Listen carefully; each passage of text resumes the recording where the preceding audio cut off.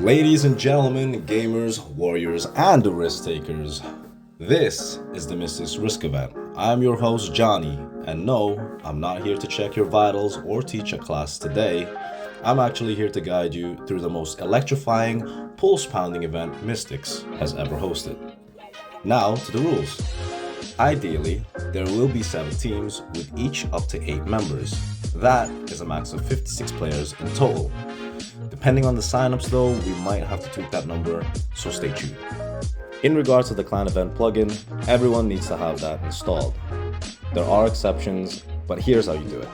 Open your Roomlight, head over to the plugin hub and search for clan events. Install it or download it, and once it's installed, wait for the event code to drop at launch. When the code is announced, type it in the event password section, and don't forget, make sure to tick the required boxes as shown in the guide video. Miss a step, and you might risk missing out. So, mark your calendars, because we kick off on the 20th of June at 12 p.m. UK time. Make sure to double check your local time zone so you're not showing up late to the team event. In regards for our mobile players, listen up. Since you don't have a Roomlight plugin, you'll need to enter both the event code and your team name when you get a drop. Or have a clanmate in your CC screenshot it for proof. Either way, cover your bases. But here's a video for you on how to do it.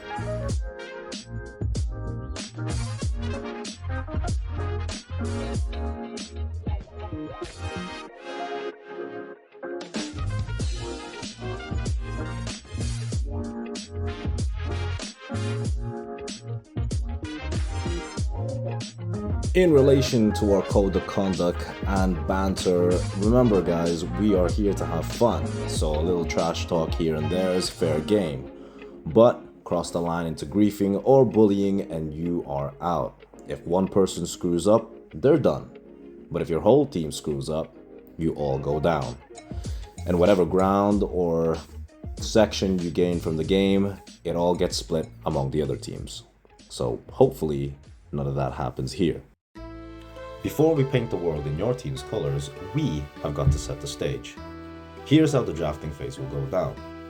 Phase 1 will be captain drafting. First, we'll select our team captains. Captains are either going to be volunteers, or if no one steps up, we'll randomly assign them. Then, we move on to phase 2, which is team drafting. Each team is represented by a unique color: red, blue, yellow, green, etc. And players will be drafted down numerically until all spots are filled. 56 players in total if we hit full capacity. This official team list drops on the 13th of June. Then, phase 3 is map content reveal. So each of the 42 map regions is numbered, and every number is linked to a unique content challenge. We'll reveal what task is tied to what number on the 15th of June. And this is where the strategy gets real. And lastly, phase 4, the captains choose which region they want. Once you know the challenges, it's time for the captains to choose their territory. By now, your team should have already discussed some sort of strategy. But captains and players, be ready. Other teams might be eyeing the same regions as you, so you make sure you've got a plan A, maybe all the way to plan D. You've probably already guessed it. Yes, we are playing on the world map. Each region is grouped into continents: North America, South America, Europe, Africa, Asia, and Australia. Every numbered region is worth 1 point for your team. Simple enough. But here's where the stakes get higher. If your team controls an entire continent, you'll earn the points for each region, plus bonus points for full domination. Take South America for example, it has 4 regions. That's 4 points. But if you control all of them, you get an extra 5 points on top, which the total haul is 9 points. But don't get too comfortable. If another team swoops in and takes just one region off you, you lose the bonus completely. It is a constant battle to hold your ground, and when the event ends, all points are counted and the team with the highest score, they take the win. So guys, hold the line, earn your points, and win the war. This is Mystix Risk, where every region matters. Alright generals, let's talk tactics. In this part of the video, I am going to teach you how to attack and take enemy ground. To launch an attack, you must be adjacent to the target. In this case, Team Red, holding tile 13, wants to attack Team Purple, sitting on tile 12. If Team Purple doesn't have a defense counter in place, which I will talk more about later, all Team Red has to do is obtain a specific item. Each tile is tied to a unique challenge or content drop. For tile 12, the required item is a Kraken unique, for example. Once Team Red gets that item, they're eligible to initiate the attack.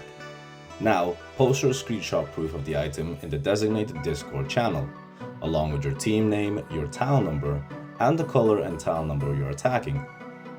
Here's another scenario.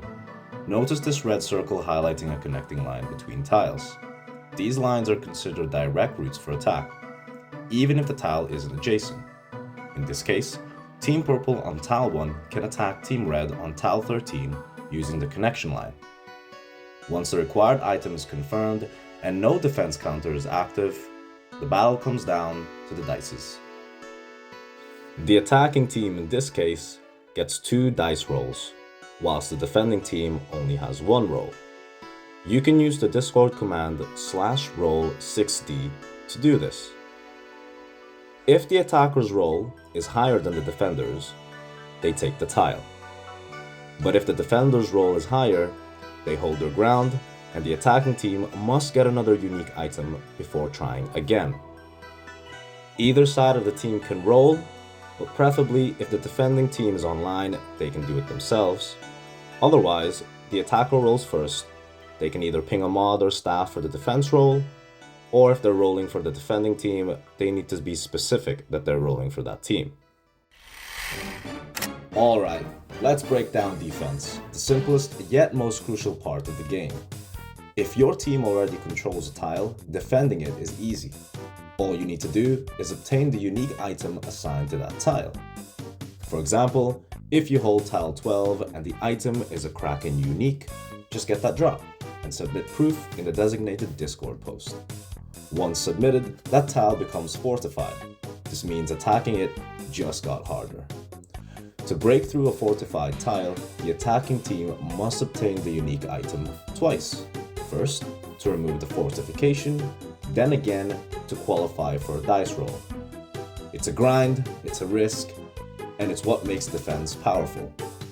So guys, hold your ground, lock your items in, and make them work every inch. And now, a very serious look at fortification. When a team decides to fortify their tile instead of attacking, this is what it might look like.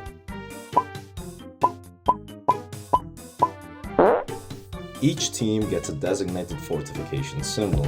And yes, for maximum tactical seriousness, we've gone with fruit.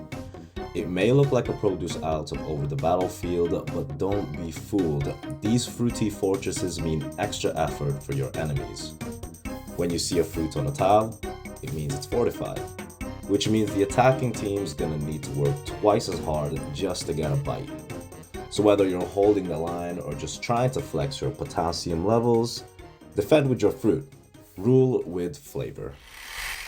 And there you have it. War, strategy, and fruit-based fortification, and a prize worth fighting for. With a 10 mil buy-in, the pot is going to be stacking up. We're aiming for a massive 600 to 800 million GP prize pool, and the winning team? They take everything. So guys, build your team, conquer the map, outplay and outdrop and outlast. This chaos was proudly brought to you by the voice of War, Johnny Sin, your humble narrator, Waffle Spain, also known as the Woman, and the warlord himself, Medwas. Thank you for listening.